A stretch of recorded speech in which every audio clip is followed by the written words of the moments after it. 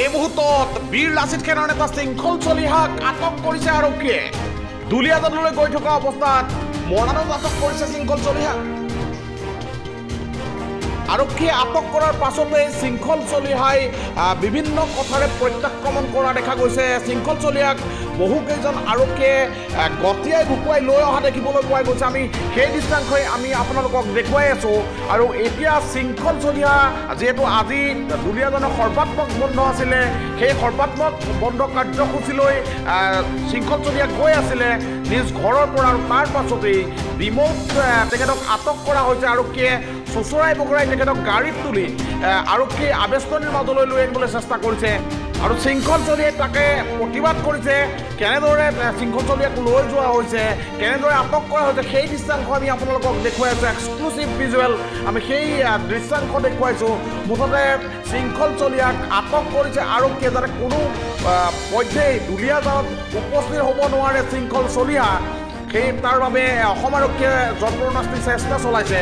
শৃংখল চলিহাক খোজকাঢ়ি যাবলৈ বিচাৰিছে গাড়ীৰ পৰা নামি, তাৰ পাছতো কিন্তু আৰক্ষীয়ে যাবলৈ দিয়া নাই বীৰ লাচিত সেনাৰ নেতা শৃংখল চলিহা। শৃংখল চলিহাই কালি যিহেতু এখন নটিচ পাইছিলে, সেই নটিচখন পোৱাৰ পিছতে তেখেতে ছ'চিয়েল মিডিয়াত এটা কথা কৈছিলে যে গ্ৰেপ্তাৰ হ'ব পাৰে বুলি নিজেই আচলতে সম্ভাৱনা ব্যক্ত কৰিছিলে। তাৰপিছত আজি পুৱাবেলা তেখেতে ফেচবুক লাইভ যোগে কৈছিলে যে মই মাৰ চৰণত আশীৰ্বাদ লৈ, দেউতাৰ ফটোখনত আশীৰ্বাদ লৈ মই দুলীয়াজানলৈ যাত্ৰা আৰম্ভ কৰিছোঁ। হয়তো মই গ্ৰেপ্তাৰ হ'ব পাৰোঁ, তাৰ বাবে ঘৰৰ মানুহক 3 মাহ পৰ্যন্ত ধৈৰ্য ধৰিবৰ কাৰণে তেখেতে আহ্বান জনাই যোৱা বুলিও সেই ফেচবুক পোষ্টত আমি দেখিবলৈ পাইছিলোঁ। কিন্তু তাৰ পাছতে দুলীয়াজানলৈ গৈ থকা অৱস্থাত তেখেতক ইতিমধ্যে আৰক্ষীয়ে আটক কৰিছে।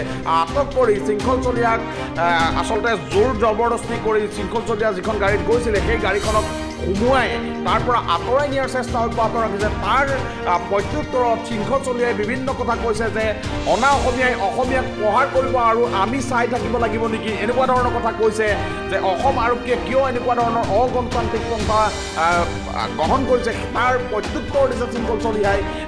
এই মুহূৰ্তত দেখা গৈছে যে শৃংখল চলিহা দুলীয়াজানলৈ গৈ থকা অৱস্থাত আটক কৰা হৈছে আৰক্ষীৰ দ্বাৰা। আৰু আৰক্ষীয়ে আটক কৰাৰ পিছতেই উত্তেজিত হৈ পৰিছে শৃংখল চলিহা। অসম আৰক্ষীক যিহেতু কঠোৰ ভাষাৰে সমালোচনা কৰিছে শৃংখল চলিহা। আমি সেই দৃশ্যাংশ দেখুৱাইছোঁ। মুঠতে সেই পৰিস্থিতি কেনেকুৱা হৈছে বা আমি সেই দৃশ্যাংশ আমি আপোনালোকক দেখুৱাবলৈ চেষ্টা কৰিছোঁ।